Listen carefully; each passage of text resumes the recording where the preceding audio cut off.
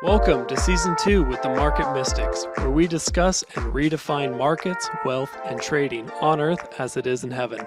Join us on the journey while we consider new possibilities with special guests who might just challenge a few perspectives. Get ready to dive in deep with your hosts, Joshua and Kim. Welcome to Thursday, our second episode of Season 2 with the Market Mystics. Josh, what's going on today?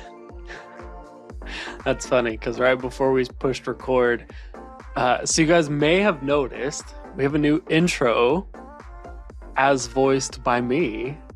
So I'm sorry that your ears are not tickled by Kim's voice to start the podcast. You now get my voice. And so we were talking about, well, now Kim needs to be the one who starts the episode because I used to start it when she did the intro, and so now she's starting it now that I'm doing the intro. So we were joking about like how I would normally ask her, "Hey, what's going on, Kim?" and she had nothing to say or, hadn't planned it or whatever. And so she's like, "I'm going to do it to you today." So here we are. So what's going on is we're continuing to make updates to the podcast. We're in the process of making some updates to social media, to our websites. I'm really excited because for the next month, basically, we have guests coming on every Monday. And that's really cool. And so I can't wait to kind of unpack what they're going to bring on Mondays and maybe, just mull it over and what's that like in our life? What have we seen in it that week on Thursdays? And maybe Thursdays something totally different. And we don't have guests lined up for the whole year or anything like that, but at least for the next month, we've got some guests lined up, and that's pretty exciting. It is pretty exciting because I think it really plays into what we're being led to with Season 2 and kind of broadening that perspective of what's going on in the kingdom and how are people already functioning in some things. I don't know, just broadening the view. And I like that. Yeah, it's broadening the view. It's finding community aspects, which is kind of what we wanted to talk about today is community and what that looks like. Kim and I have both been parts of various different types of community in the past. And that's continuing to change and grow as we learn more about ourselves and how we fit into places. And yeah, so it's fun to see other people come in, share their perspective, share their revelations, and give us an opportunity to think differently or to challenge how we normally think so that we can process, hey, is that for me? Is that not for me? Do I need to make adjustments? Do I not need to make adjustments? Yeah. Mm-hmm. This is actually kind of what sparked this conversation that we want to get into about community. Just to be very honest and transparent, I keep feeling this pull to broaden the community that I'm in. So like Josh said, for a while, we've had different levels of community, and even like we have this ministry that we were a part of, had this big church where we met every week, maybe twice a week. And it was great. And you got this really close community. And then the Lord really led us out of that about 1.5 years ago. And the ministry did not dissolve. It just looks completely different. It's a lot online, just things have shifted. The community is just kind of dispersed. Not that any ties are broken. It's just not as close as it was. Mm-hmm. And for a while, it felt really needed. And not that I don't miss that community. It's just like a reset, kind of like so much of the other things that the Lord's been like taking us up the hill, and we drop off things along the way. And then he kind of shifts things, and then he makes us head back down the hill. And then we pick up some of those things we've dropped off along the way. They just look different. This, I feel like, is very similar. So I've been having this pull lately to just kind of get back into a broader community. So I have that tight knit, like my inner circle Mm-hmm. that didn't disperse. I even have like the little bit broader, like if we look at Jesus and who he was, and people talk about the 72, and then there's 12, and then there were 3, and then there were 1. Was 1, sorry, grammar. So I have the 3 and I have the 12, but the broader picture of that had kind of dispersed. And so I don't know, there's some draw in me right now to get plugged in to the broader community as well. Mm-hmm. And I would say plugged in, not just like, let me insert myself and then I'll just mull around. Not that kind, but like Right. actually Participate. Yeah, exactly. Mm-hmm. So that's kind of what started this conversation, but also the need for, I would say, different kind of communities. So this is like the coming down the mountain part, right? The kind where, I don't know how to say this very well, and I don't want to come off as dogging any kind of anything, Mm-hmm. but a place where it's like free to talk about the things you're going through and discuss them without being told, oh, you're going to hell. Right. Oh, well, the Bible doesn't say that. You know what I mean? Those kinds of things, like freedom to explore within your relationship with the Lord and still mull that over with people. Yeah. Right? Without the like condemnation that can come in some church settings. Some circles. Yeah. Yeah. And I'm not even dogging on the church. That's not where I am. That's not what I need to grow. That is something that would hold me back. Mm. And I know I'm meant for forward motion. Yeah, I think, kind of the conversation is you're probably not going to find broad acceptance in a group of 100 or 1,000 or 50,000. You may not even find broad acceptance in a group of 12. Like, Yeah. I mean, you look at the life of Jesus, and his disciples denied him, they betrayed him, there wasn't just roses and good times the whole time with him. But yeah, it's just that place that walks in enough freedom for you to really explore. I would say to get past the like introductory things, like okay, did you accept Yeshua as paving the way for you to get to the Father? Yes? Okay, great. Now move past it. Like, that's amazing, but he didn't intend for you to stop there. And so all the conversations then about, well, I was wondering about meditation. Oh, I don't think you should get into meditation. Like, you might not be saved. Like, or just, weird questions or weird things like that some of us have experienced. It's just like hey, let's move past the are you saved, are you not saved thing. I'm not saying there's anything wrong with evangelizing or telling people about Yeshua and what he did and like leading them to the Father. By all means, I am all for relationship, and I am all for leading people to the Father through Yeshua. Like, go for it. Great. He paved that way so that we could have access so that we could have uninhibited access, so that we could have a payment for anything we could ever do wrong. So let's stop trying to figure out if what we're doing is wrong or right.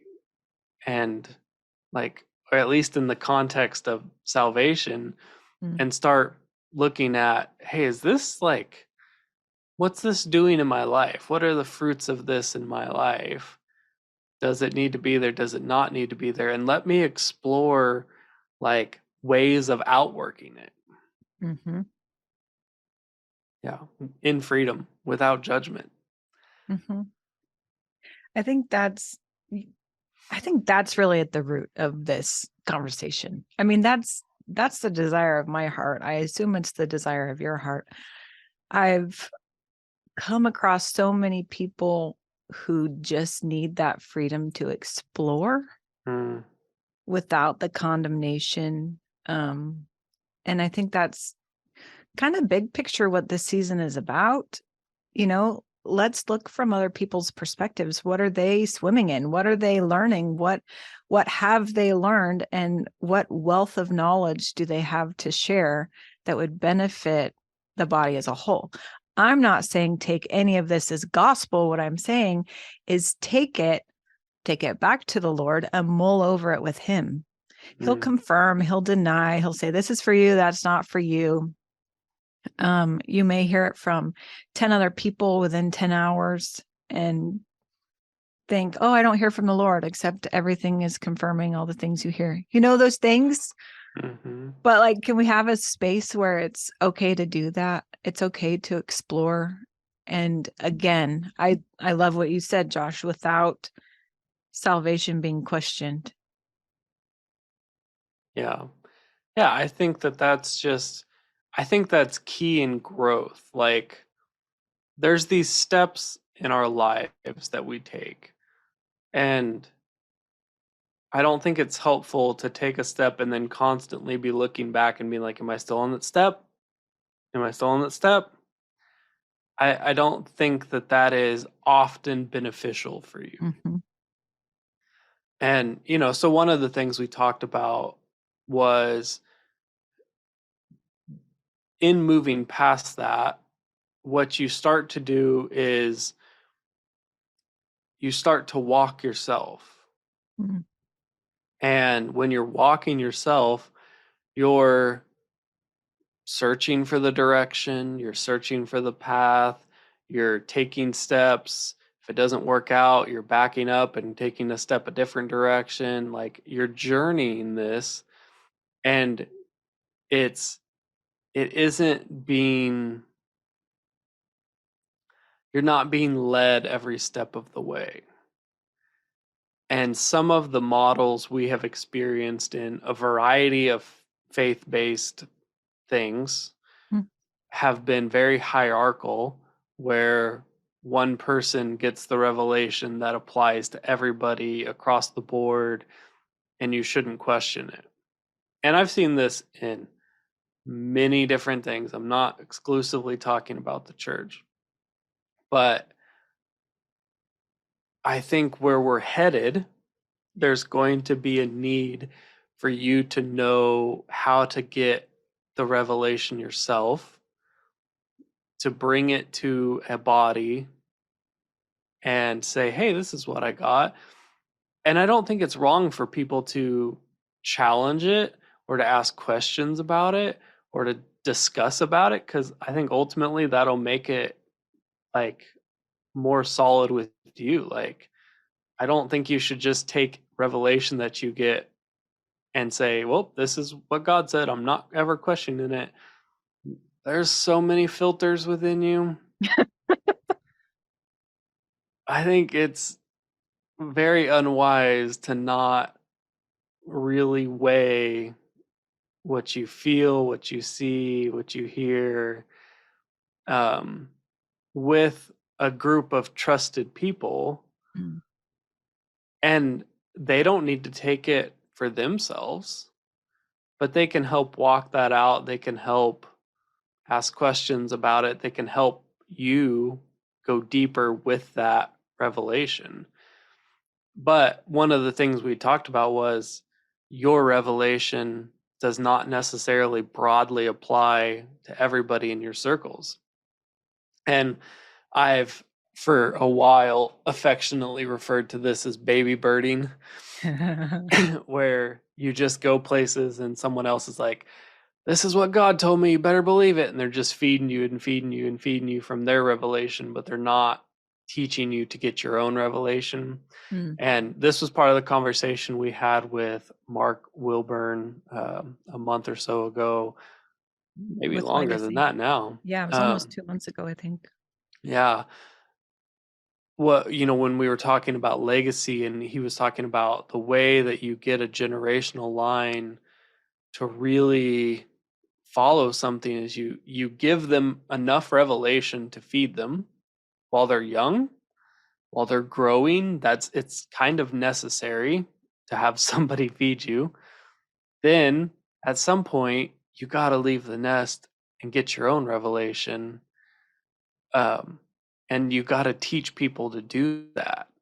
And I just think that that's where I feel I am, and that's where a lot of the people in my circles are um, with the communities they've been in. Is, man, this has been great. I've enjoyed the experience, but I need to have the connection myself where I can go get my own worms. Like, I got to leave the nest and go get my own revelation. And that doesn't mean I'm not telling everyone to go leave the church and to not be a part of any system. Like, Kim and I are talking about finding new like communities to be parts of and joining those things, because it's so important to be plugged in and part of a community. And if that looks like a big church, great. If that looks like a small group, great. But wherever you are, like, find your own revelation, Mhm. eat your own worms, share with your community what you're learning, what God's showing you, ask them what they're learning, what God's showing them, because that's going to help all of you grow. Absolutely. I just want to speak a little bit to the baby bird, mama bird thing. Mm, There's I'm just going to talk about this, and it may not be very nice. I don't know.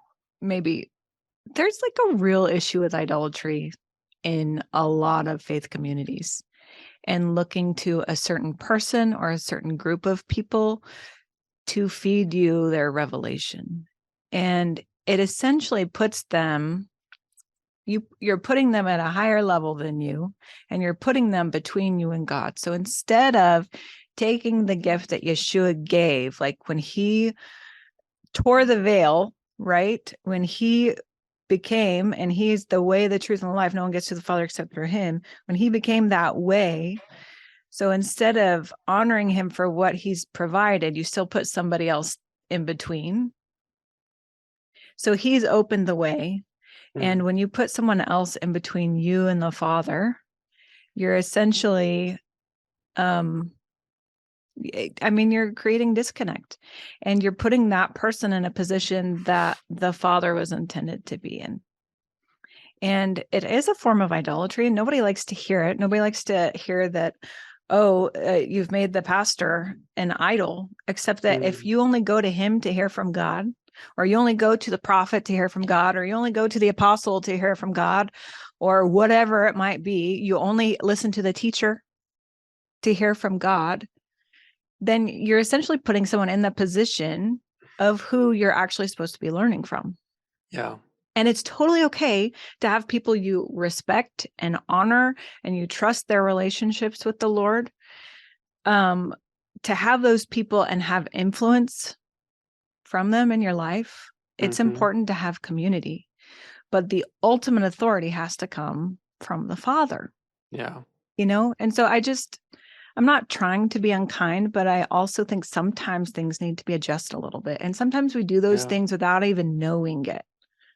you Mm, know for there may sure. be even trauma in life that just lends you to be more likely to be codependent or something, to rely on somebody else, because maybe you didn't get that when you were a kid, or there was neglect, or you had too much, whatever. Hmm. it doesn't Right. it doesn't matter what the root of it is. It does to you, and you need to deal with that on your own. But I also think sometimes just being aware that, oh my gosh, I have put someone in this position, and why am I not having that relationship instead of relying on somebody else having a relationship to feed off of? Mm, Also, baby birds get stuck in the nest. They don't get to go anywhere. Yeah. They don't go fly on their own. They don't see other sights. They don't find their own food. They don't get to go make friends. They might have brothers and sisters there, but that's it. They don't see the rest of the world that's around them and available to them if they stay there and rely on the mama birding. That's good. Yeah. Spread your wings. That's great. One of the things that I heard somebody say recently that struck me was idolatry is anything you can't apply faith to. Um, and it was sort of in the context of like law and grace. But so in this conversation, they were like, okay, if you think you need to spend 2 hours a day praying or reading your Bible to hear from God, then try applying faith to it and see if you can get the same result in 20 minutes. Because if your revelation depends on the amount of time that you spend rather than your heart and your connection, then there might be some adjusting that needs to be done there. You might be putting something in between you and God. And I thought it was really thought provoking, and I'm still kind of mulling it over. Like, yeah, like I can see that. And I can also I can see both sides of it, which I think is, is a good thing to be able to do. But it was just kind of a thought provoking thing. Like, oh, like if I think I need to fast for 10 days, what if I fast for 1 day? Can I achieve the same thing? Like, the conversation was just about like, use the term like hacking the programming. Like, your brains function to program a certain way. And if you've been under the law that says you need to fast for 7 days, you need to read your Bible for an hour a day, can you hack that programming and rewire your programming to achieve the same result in less time? And I think it all comes down to practice. Maybe you can, maybe you can't, but like practice it. And I just think that's interesting. Like, when we're talking about, and this is why it came to mind. We were talking about getting your own revelation, finding your own food, not being dependent on someone else. I've heard people say like, oh, well, I work and I have a family. I don't have the time that my pastor does to spend, several hours a day studying the Bible or doing things. And that may be true that you don't have the same time as he does to do that.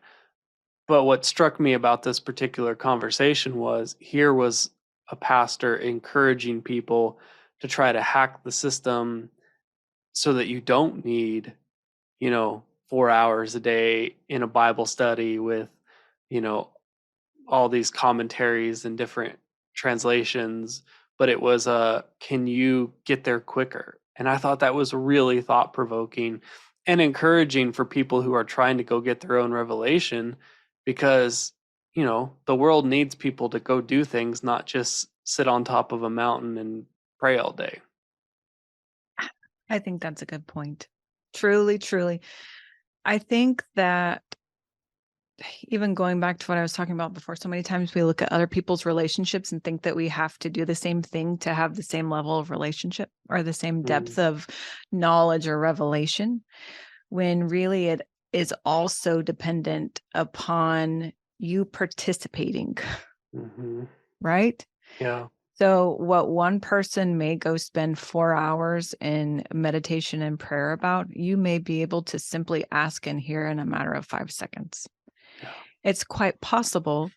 I think really what I think the point of with this part of the conversation is to look beyond what other people are experiencing to experience for yourself and get the personalized plan for yourself, as opposed to trying to make someone's personal revelation into a corporate prescription. Yeah. That's not to say, because this has happened often, like Josh has gotten a revelation and we've talked about it and we go back and forth about it. And yes, we challenge each other. He calls me on my BS all the time. So yes, you challenge one another, you hear each other out, whatever. But there are times when he'll tell me about a revelation he's had and we talk about it. And so I challenge him in it. We talk through it, whatever. He gets kind of spurred on to press into it a bit more. Like, is this really for me? What does this entail? What does it look like? What are other perspectives of it? Those kinds of things. But for me, it opens up a new concept to me that I get to then go mull over with the Lord as well. And sometimes it's for me as well. And then it's like, I'm so grateful for him for sharing this because this does apply to me too. And sometimes it's like, well, that's not for me. I'm glad that you're doing it and you're following your leading. But it's okay to not have to be doing exactly the same thing as every person, even in your inner circle. That's good. But there's value in being able to discuss it and spur one another on. Like, it's like multiple people help you move faster forward. You can go forward and you can go fast, but sometimes having that community who's with you just makes it a faster journey. Yeah. Or more efficient journey. So go find your community, people. Find the people you're supposed to be plugged into. Find that pathway, that connection that you have with Yahweh, where he gives you revelations about your life and how to apply things to your life, and participate in life. Participate in the on earth as it is in heaven. The goal is not to wait till we get to heaven. The goal is to make this heaven now. Yes. So good. Cool. Well, thanks for joining us today, guys. We will see you next Monday. We're excited for what's to come. We'll have someone new to talk to very soon. Until then, have a great weekend. Thank you for sticking around. Listen for new episodes every Monday and Thursday. Find us on all social media platforms by searching for Market Mystics. Don't forget to follow and subscribe. Visit upperroomcd.com where you can find more information about the hosts, projects, and guests. Go deeper by booking a coaching appointment focused on redefining identity and wealth in your life. See you next time.